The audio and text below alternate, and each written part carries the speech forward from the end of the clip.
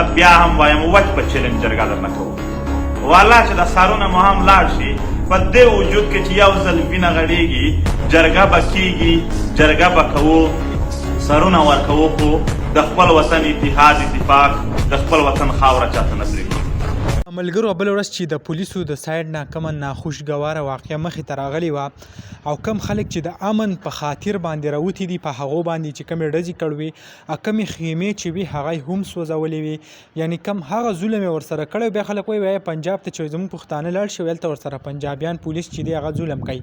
خو دلته نه ګوري چې آیا د پښتانه پولیس چې دی راپاڅېد او د امن خلاف د امن باره کې چې کوم دی خلک راوتي دي او پولیس الټه راپاڅي او په هغو باندې داسې شیلینګ یا یو سو بل څه کوي نو په دغه خلک باندې منظور پښتون چې کوم دی هغه پیغام ورکړی و دا تاسو په سر کې وکتو ویل یې که آیا دې ځل له څوک را مخامخ شو که بیا ورسره څه چل وشو د هغې به وایي زه ذمهوار نه یم ځکه زما سره وایي خلک دي دا وخت تاسو په سکرین باندې به هم کتی شئ چې کمې قافلې چې دي هغه د جلسګاه طرف ته ډېرې زیاتې روانې دي او ټول پښتانه چې دی هغه به په دې کې شرکت کوي وایي به چې آیا موږ به ځان له لار ګورو چې آیا موږ سره چې کوم ظلمونه روان دي